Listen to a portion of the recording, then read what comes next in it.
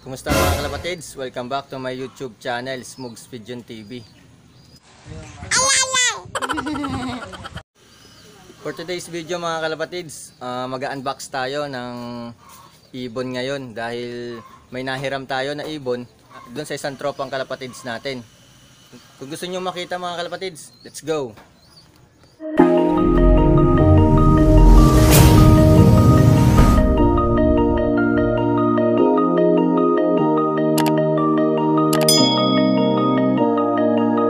Ito mga kalapatids, yung box. Ayan, nandito sa loob yung ibon. Ayan, nakikita nyo naman may kulay puti. Bubuksan na natin ito mga kalapatids.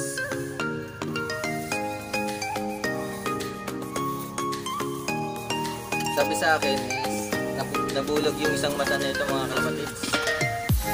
Dahil sinalkok daw ng manok. Pero paggaling naman pwede natin siyang i-breed. Ready to breed na siya mga kalapatids. Ito. Ang gandang ibon mga kalapatids. Magkakaroon na tayo ng off color. Ito naman yung kabilang mata mga kalapatids. Ayan. Bulag na siya Pero magaling na. Pwede na siyang ipares.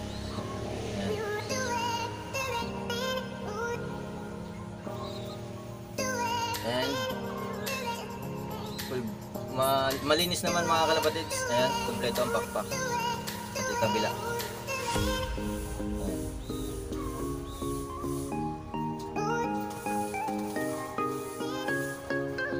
Namumulbos na mga kalapatids. Ayan, ito yung bulag. Kawawa naman. Pero okay lang yan. Susubukan natin yung ilalabas na mga anak nito mga kalapatids. Doon nga natin ito ipapares kay nanay sa pamangkin ni Metro. Yan. Wala pa itong pangalan mga kalapatids dahil nahiram nga lang natin to. Comment na lang ninyo mga kalapatids down below kung gusto nyo kung ano magandang pangalan natin pwedeng ibigay dito. Pwede puti mga kalapatids. Ayan, pwede rin si bulag. Pero ang ganda ng mata niya mga kalapatids yan, pulang-pula. Tapos borga na yung kanyang ilong. Borga na.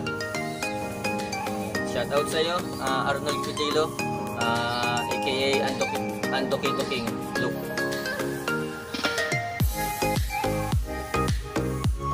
Wala pa tayong breeder cage na isa pa, magagawa pa tayo bago natin siya isalang saka si nanay mga kalapatids. Kunin natin si nanay.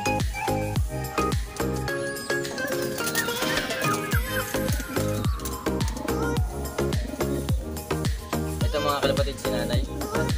Naka-paired eye po yan mga kalapatids. Ito yung pamangkin ni Metro. Yan, kompleto ang pakpak niyan.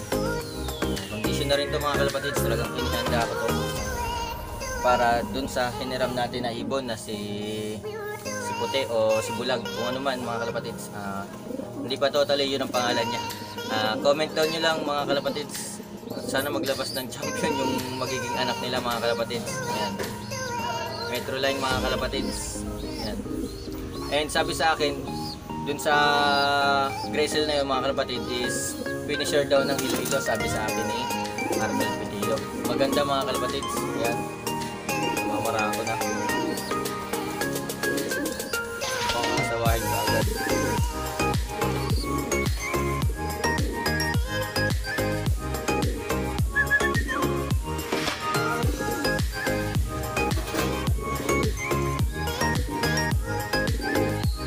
And i-update ko rin kayo mga kalapatids dun sa ating mga inakay na napisana kay Metro saka dun kay SPPA.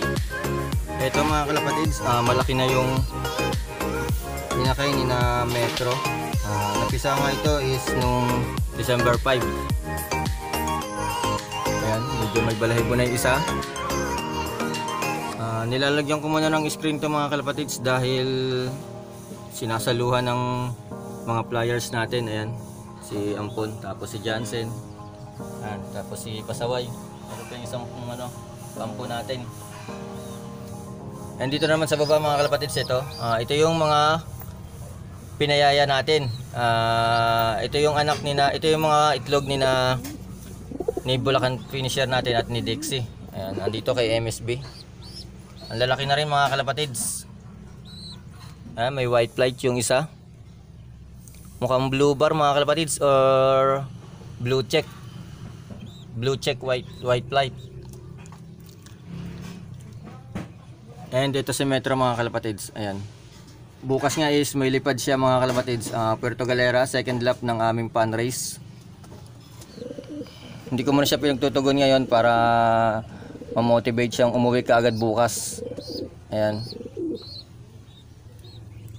Sa ipot naman niya mga kalapatids, buong buo. Ayan. Hindi sabog, hindi basa. Ayan. Yan ang ipot niya mga kalapatids. Kondisyon si Metro. At agahan mo sanang makauwi bukas dahil nung first lap is dumating siya. Maaga siyang dumating mga kalapatids pero rumonda pa siya kasi may nakita siyang mga ibon na nagro-ronda dito sa malapit sa ating loop, kaya sumubay pa siya. At ang naging speed na lang niya mga kalapatid is 700 plus, mga ganon mga kalapatids. And dito mga kalapatids is nalagyan na natin ng sing-sing, nalagyan natin ng pang summer race 2021. Doon naman tayo mga kalapatids kay SPPA. Ito naman mga kalapatids si SPPA saka si MMFC. Ayan, ating MMFC mga kalapatids. Ayan, malaki na rin yung mga inakay nila.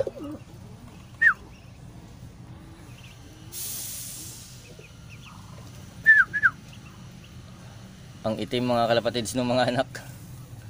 Ang itim ng muka.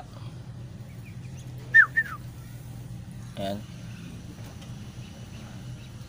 Nilabas naman to mga kalapatids is nung December 6. Ayan, kaya medyo parang may itim-itim na, may lumalabas ng konting balahibo sa kanilang katawan. And dito naman mga kalapatids sa anak ni na Sargo, ito malaki na mga kalapatids, tapos may itlog na ulit sila. Ayan, dalawa na mga kalapatids. Ayan. Ang lalaki ng itlog mga kalapatids, second clutch nila ito. And papakita ko sa inyo yung kanilang anak mga kalapatids. Ito, white flight, checkered. And ang maganda dito mga kalapatid is may puyo. Ayan, nakikita nyo yung dibdib mga kalapatids. Ayan, may puyo.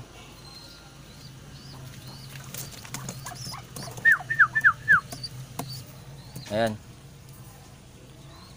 kita nyo mga kalapatids, naglabas ng puyo si Sargo at si Sarga mga kalapatids.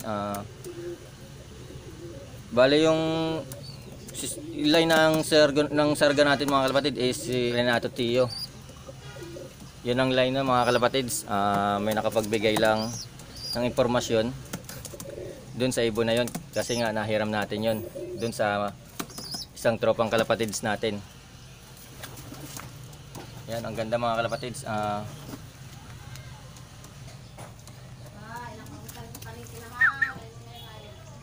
White flight mga kalapatids. Ayan.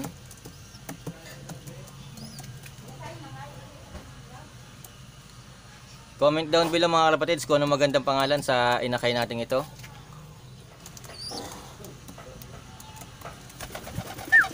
Tapos na siyang lumipad mga kalapatids. Medyo tumutuka-tuka na rin ito. Kaso marami pang balahibong dilaw sa kanyang ulo. Saka yung kulay niya mga kalapatids is nag-brown. Pero pwede pa itong magpalit ng balahibo mga kalapatids pag umidad-idad ng konti. Ayan. Balik na natin sa kulungan mga kalapatids. Yan.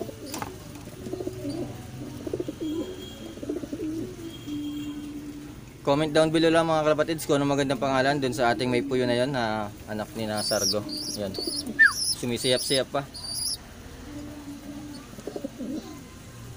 Malapit na rin natin itong ihiwalay mga kalapatids dahil kompleto na yung kanyang balahibo sa ilalim ng pakpak. Ayan. Kompleto na mga kalapatids. Siguro ihiwalay natin to pag hindi na masyadong sinusubuan mga kalapatids. And yun lang muna para sa araw na ito mga kalapatids.